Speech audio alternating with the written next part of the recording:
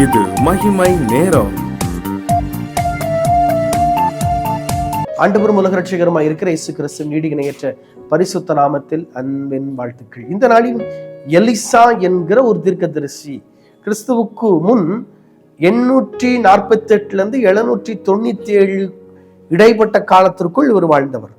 கிமு 848 797 இந்த இடைப்பட்ட காலத்தில் வாழ்ந்த ஒரு இஸ்ரவேலுடைய தலை சிறந்த ஒரு தீர்க்கதரிசி தான் இந்த எலிசா என்கிற தீர்க்கதரிசி.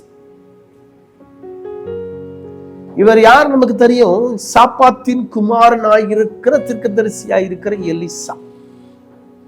எலியா தீர்க்கதரிசி போகும்போது தன்னுடைய 12வது ஏரை உழுது கொண்டிருந்த எலிசா தீர்க்கதரிசியை தீர்க்க தரிசன ஊழியத்திற்கு என்று தெரிந்து கொள்கிறார். அதற்கு பின்பதாக இவர் தீர்க்கதரிசியாக அந்த ஊழியத்தை தொடங்குகிறார்.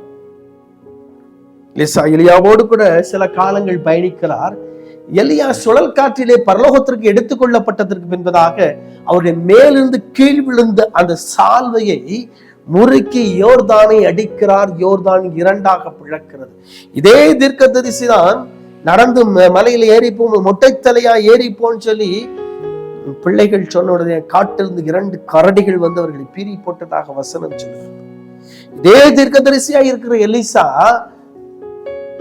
தண்ணீருக்குள் இரும்பு விழுந்து விட்டது, கோடாரியாகிய இரும்பு விழுந்து விட்டது. கொம்பை வெட்டி கம்பை வெட்டி கோடாரியை இரும்பை மிதக்க பண்ணி மிகப்பெரிய அற்புதத்தை செய்த ஒரு தீர்க்கதரிசி இந்த எலிசா தீர்க்கதரிசி. என்னைக்கா நடக்குமாங்க? கோடாரி விழுந்துட்டுங்க தண்ணிக்குள்ள. யோர்தான் பக்கத்துல வெட்டிக்கிட்டு இருக்காங்க, தண்ணிக்குள்ள கோடாரி விழுந்துட்டு. இவன் சொல்றான், ஐயோ இரவலை வாங்கினது தண்ணிக்குள்ள விழுந்துட்டுங்கிறான். எங்க விழுந்துச்சுன்னு கேட்கிறாரு. எங்க விழுந்துச்சுங்கிறாரு. அப்படியா, ரைட்டு, ஒரு கொம்பை விட்டுப்பா, இல்ல போடுப்பாங்கிறாரு. கோடாரி மிதக்குது. சயின்ஸ் படி இது நடக்குமா? No chance. என்ன சொல்லுது சயின்ஸ்? என்ன சொல்லுது?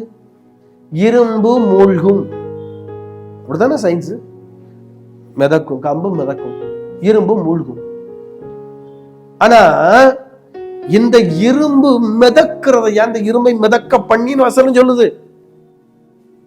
எடுக்க சொன்னார், எடுத்துக்கொண்டான். இவ்வளவு பெரிய அதிசயங்கள். இதே எலிசா தீர்க்கதரிசி சூனமித்தியாருடைய குமாரன் மரித்து போனான். அவன் மேல விழுந்து ஜெபம் பண்றாரு. அவன் உயிரோட திரும்பி வருகிறான். இவர் இஸ்ரவேலினுடைய தலை சிறந்த தீர்க்கதரிசி. ஒரு குறிப்பிட்ட காரியத்திற்காக தேவன் வேற பயன்படுத்தவில்லை, டோட்டல் இஸ்ரவேலுக்கே பயன்படுத்தினார். இந்த தீர்க்கதரிசியை குறித்து வாஸ்து பாத்தீங்கன்னா தெரியும்.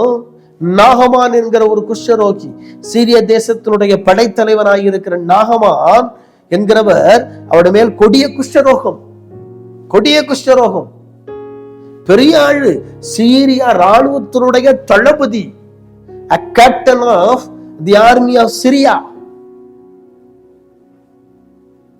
அவரு குஷ்டரோகத்தினால் பாதிக்கப்பட்டு விட்டார். அவருடைய வீட்டுல இஸ்ரவேல் இருந்து சிறை பிடித்து கொண்டு போகப்பட்ட ஒரு சின்ன பிள்ளை வேலை பார்த்துக்கிட்டு இருக்கான். அவ சொல்றா, இவருக்கு குஷ்டரோகம் இருக்குது, அதனால இந்த குஷ்டரோகத்தை நீக்கி விடுறதுக்கு இஸ்ரவேல் இருக்கிற தீர்க்கதரிசித்த போல சரியாயிடும். இவள் நேர தீர்க்கதரிசித்த வராம நேர ராஜாட போயிட்டார். ராஜா வஸ்திரத்தெல்லாம் கிழிச்சுக்கிட்டு, ஐயா யுத்தம் பண்றதுக்கு இவன் வகை தேடுதான், ஐயா நான் என்ன கடவுளா? தீர்க்கதரிசி இந்த குஷ்டரோகத்தை நான் எப்படி சுகமாக்க முடியும்? எலிசா தீர்க்கதரிசி கழிப்பிட்டு, ஐயா வஸ்திரத்தெல்லாம் கிழிக்கிறவனை அனுப்பி விடுங்கயா, ஏன்ட்ட அனுப்பி விடு. இவர் வந்தவர் நினைக்கிறாரு, தீர்க்கதரிசி வெளியே வருவாரு, வந்த உடனே என் குஷ்டரோகத்தை தடவி பார்ப்பாரு, எனக்கு அதுல எண்ணெய் பூசி ஜெபம் பண்ணுவாரு அப்படின்னு நினைச்சிட்டு இவள் வெளியே வர்றாரு. வெளியே வந்தா பார்த்தா தீர்க்கதரிசி வெளியே வரல. பார்க்க தீர்க்கதரிசி வெளியே வரல, உள்ளந்தே சொல்லி அனுப்புதாரு, போய் யோர்தான்ல 7 தடவை முங்க சொல்லு, குஷ்டரோகம் மாறி. இவ்வளவுதான் இவருக்கு வந்துட்டே கோபம். இடத்துல ஆப்னார் இருக்கு, பர்பார் இருக்கு, அவ்வளவு பெரிய நதிகள் சிரியாவில் இருக்கு. இந்த யோர்தான்ல 7 தடவை முங்கணுமா? தீர்க்கதரிசி வெளியே வருவாரு, அவர் வந்து என் குஷ்டரோகத்தை தடவாரு, எனக்கு என்ன பூசி சோம் பண்ணுவாருன்னு எதிர்பார்த்தேன். இவரு வீட்டுக்குள்ள உட்காந்துட்டு யோர்தான்ல முங்குன்ட்டாரு.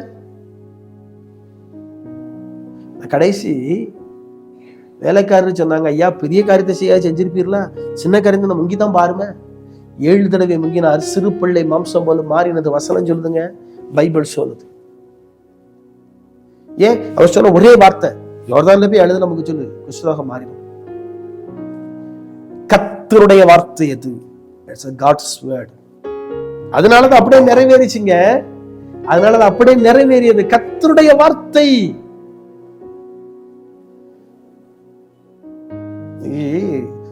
அந்த டேபிளுக்கு முன்னால மைக் இருக்குது, டேபிள் இருக்குது. இந்த டேபிள இது பண்ணா சவுண்ட் வரும், சத்தம் வரும், சவுண்ட் வரும். டேபிள் தட்டுனா சத்தம் வரும். அல்லது நம்ம மைக்ல பேசிக்கிட்டு இருக்கோம், வேகமா பேசினா அந்த சத்தம் கூடும், சத்தம் கூடும். தட்டுனா சத்தம் வரும். நமக்கு என்ன தெரியுது, இதை தட்டுனா சத்தம் வரும். மைக்ல வேகமா பேசினா இன்னும் நிறைய பேருக்கு கேட்கும். இது நம்ம பார்க்கிற ஒண்ணுங்க. ஆனா இந்த எல்லையா தீர்க்கதரிசி இந்த நாகமான பார்க்கவே இல்லை, அது தெரியாதவரை. உள்ளந்த ஒரு வார்த்தை தான், அவ்வளவுதான். அவர் சொன்னதை கர்த்தர் அப்படியே கனப்படுத்தினார், சொன்னதை கர்த்தர் கனப்படுத்தினார். இந்த காலம் இருக்கிற மாதிரி அந்த காலத்துல இன்டர்நெட் வசதி அதெல்லாம் கிடையாது. எப்படி இருப்பான்னு இவருக்கு தெரியாது, ஏன்னா வீட்டுக்குள்ள இருக்காரு இவர். கர்த்தர் ஒருவேளை இவருக்கு தரிசனத்துல காட்டியிருக்கலாம், ஓகே, அது ரெண்டாவது, அதுக்குள்ள நான் போக ரொம்ப சொன்னது அப்படியே நிறைவேறினது. ஏன்னா கர்த்தருடைய வார்த்தை, கர்த்தருக்கு கீழ்ப்படிந்தவர், அவருடைய வார்த்தைக்கு கீழ்ப்படிந்த. இன்னைக்கு கர்த்தருடைய வார்த்தைக்கு கீழ்ப்படிங்களா நீங்க? அல்ல மனுஷ சத்தத்திற்கு அதிகமா செவி கொடுக்கீங்களா? மனுஷர் சத்தத்திற்கு அதிகமா செவி கொடுப்பீர்கள், ஆனால் கர்த்தர் உங்களை விட்டு கடந்து போவார். தெளிவா அறிஞ்சுக்கணும்.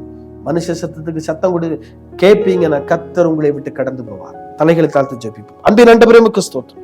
நாங்கள் உம்முடைய சத்தத்திற்கு செவி கொடுக்க உதவி செய்வீரா. மனித சத்தத்திற்கு அல்ல ஆண்டவரே, உம்முடைய சத்தத்திற்கு செவி கொடுக்க உதவி செய்வீர். இயேசுவின் நாமத்தில் ஜெபிக்கிறோம் பிதாவே.